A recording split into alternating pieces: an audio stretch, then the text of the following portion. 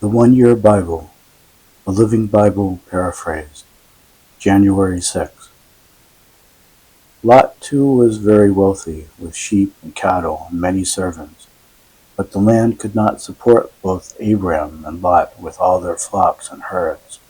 There were too many animals for the available pasture. So fights broke out between the herdmen of Abram and Lot, despite the danger they all faced from the tribes of Canaanites and parasites present in the land. Then Abram talked it over with Lot. "This fighting between our men has got to stop," he said. "We can't afford to let a rift develop between our clans. Close relatives such as we are must present a united front. I'll tell you what we'll do. Take your choice of any section of the land you want, and we will separate. If you want that part over there to the east, then I'll stay here in the western section. Or if you want the west, then I'll go over there to the east." Lot took a long look at the fertile plains of the Jordan River, well watered everywhere.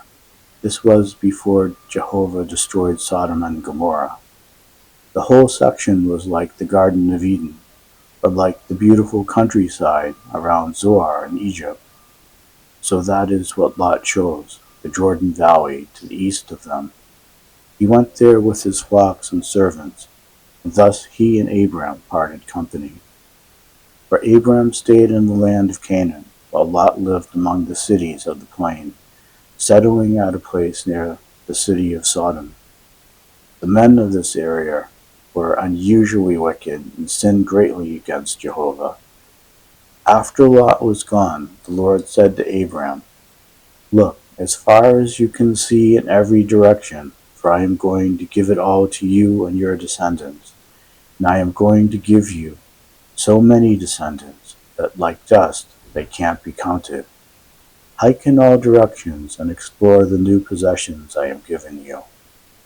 Then Abram moved his tent to the oaks of Mamre near Hebron and built an altar to Jehovah there. Now war filled the land.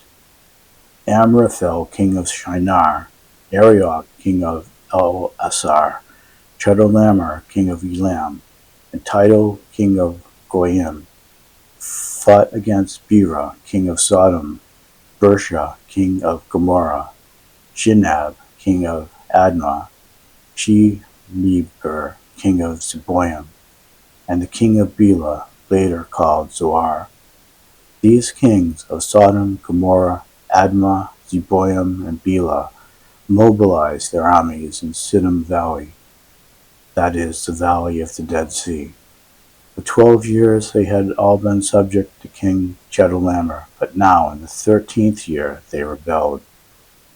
1 year later, Chedorlaomer and his allies arrived, and the slaughter began, for they were victorious over the following tribes at the places indicated: the Rephaim and Ashtaroth Karnaim, the Zuzim and Ham, the Emim in the plain of Kiriathaim, the Horites in Mount Seir, as far as El Paran, at the edge of the desert. Then they swung around to En-Mishpat, later called Kadesh, and destroyed the Amalekites and also the Amorites living in Azan, Tamar. But now the other army that of the kings of Sodom, Gomorrah, Admah, Zeboim, and Bela, Zoar, unsuccessfully attacked Chedorlaomer and his allies as they were in the Dead Sea Valley, 4 kings against 5. As it happened, the valley was full of asphalt pits, and as the army of the kings of Sodom and Gomorrah fled, some slipped into the pits, and the remainder fled to the mountains. Then the victorious plundered Sodom and Gomorrah and carried off all their wealth and food, and went on their homeward way, taking with them Lot, Abram's nephew, who lived in Sodom, and all he owned. One of the men who escaped came and told Abram, the Hebrew, who was camping among the oaks belonging to Mamre, the Ammonite, brother of Eshcol and Aner, Abram's allies. When Abram learned that Lot had been captured, he called together the men born into his household, of them 318 of them in all, and chased after the retiring army as far as Dan. He divided his men and attacked during the night from several directions, and pursued the fleeing army to Hobah, north of Damascus, and recovered everything, the loot that had been taken, his relative Lot, and all of Lot's possessions, including the woman and other captives. As Abraham returned from his strike against Chedorlaomer and the other kings at the valley of Shaveh, later called King's Valley, the king of Sodom came out to meet him, and Melchizedek, the king of Salem, Jerusalem, who was a priest of the God of highest heaven, brought him bread and wine. Then Melchizedek blessed Abraham with this blessing: "The blessing of the supreme God, creator of heaven and earth, be upon you, Abraham, and blessed be God who has delivered your enemies over to you." Then Abraham gave Melchizedek a tenth of all the loot. The king of Sodom told him, "Just give me back my people who were captured. Keep for yourself the booty stolen from my city." But Abraham replied, "I have solemnly promised Jehovah, the supreme God, creator of heaven and earth, that I will not take so much as a single thread from you, lest you say, 'Abraham is rich because of what I gave him.' All I'll accept is what these young men of mine have eaten, but give a share of the loot to Aner, Eshcol, and Mamre, my allies." Afterwards Jehovah spoke to Abraham in a vision, and this is what he told him: "Don't be fearful, Abraham, for I will defend you, and I will give you great blessings." But Abraham replied, "O Lord Jehovah, what good are all your blessings when I have no son? For without a son, some other member of my household will inherit all my wealth." Then Jehovah told him, "No, no one else will be your heir, for you will have a son to inherit everything you own." Then God brought Abraham outside beneath the nighttime sky and told him, "Look up into the heavens and count the stars, if you can. Your descendants will be like that, too many to count." And Abraham believed God. Then God considered him righteous on account of his faith. And he told him, "I am Jehovah who brought you out of the city of Ur of the Chaldeans to give you this land." But Abraham replied, "O Lord Jehovah, how can I be sure that you will give it to me?"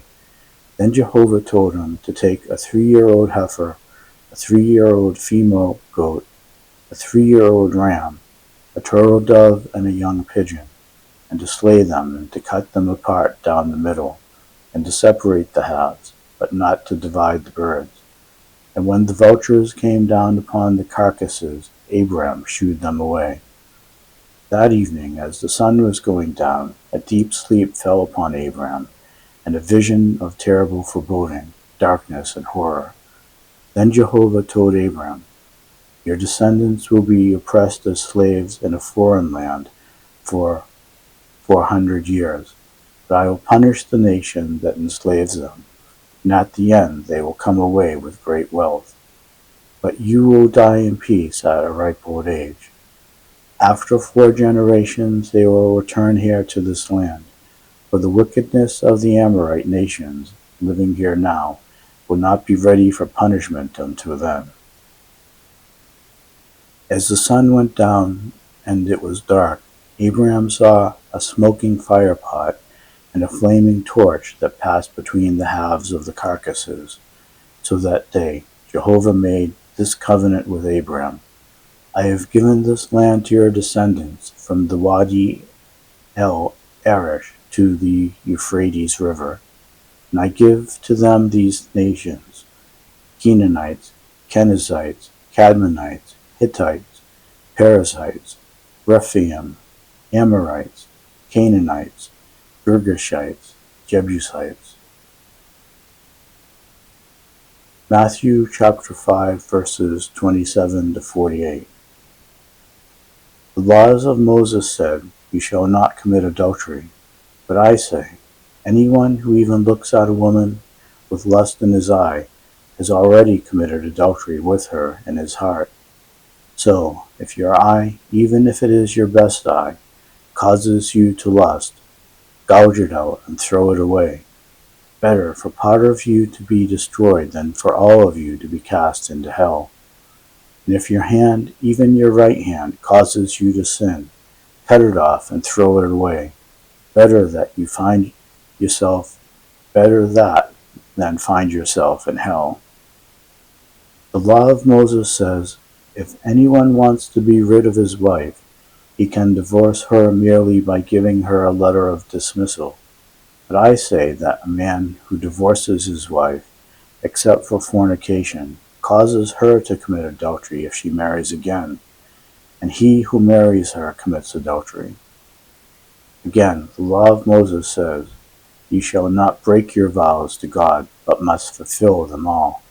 But I say, don't make any vows, and even to say by heavens is a sacred vow to God, for the heavens are God's throne. And if you say by the earth, it is a sacred vow, for the earth is his footstool. And don't swear by Jerusalem, for Jerusalem is the capital of the great king. Don't even swear by my head, for you can't turn one hair white or black. Say just a simple yes, I will, or no, I won't. Your word is enough. To strengthen your promise with a vow shows that something is wrong. The law of Moses says, if a man gouges out another's eye, he must pay with his own eye. If a tooth gets knocked out, knock out the tooth of the one who did it. But I say, don't resist violence. If you are slapped on one cheek, turn the other too. If you are ordered to court and your shirt is taken from you, give your coat too. If the military demand that you carry their gear for a mile, carry it too. Give to those who ask, and don't turn away from those who want to borrow. There is a saying, love your friends and hate your enemies. But I say, love your enemies. Pray for those who persecute you. In that way you will be acting as true sons of your Father in heaven. For he gives his sunlight to both the evil and the good, and sends rain on the just and on the unjust too. If you love only those who love you, what good is that? Even scoundrels do that much. If you are friendly only to your friends, how are you different from anyone else? Even the heathen do that. But you are to be perfect, even as your Father in heaven is perfect. Psalm 6, verses 1 through 10. No, Lord, don't punish me in the heat of your anger. Pity me, O Lord, for I am weak. Heal me, for my body is sick, and I am upset and disturbed. My mind is filled with apprehension and with gloom. Oh, restore me soon. Come, O Lord, and make me well. In your kindness save me. For if I die, I cannot give you glory by praising you before my friends. I am worn out with pain. Every night my pillow is wet with tears. My eyes are growing old and dim with grief because of all my enemies. Go, leave me now, you men of evil deeds, for the Lord has heard my weeping and my pleading. He will answer all my prayers. All my enemies shall be suddenly dishonored, terror-stricken, and disgraced. God will turn them back in shame. Proverbs chapter 1, verses 29 to 33. But you closed your eyes to the facts and did not choose to reverence and trust the Lord. And you turned your back on me, spurning my advice. That is why you must eat the bitter fruit of having your own way and experience the full terrors of the pathway you have chosen. For you turned away from me to death. Your own complacency will kill you. Fools! But all who listen to me shall live in peace and safety, unafraid.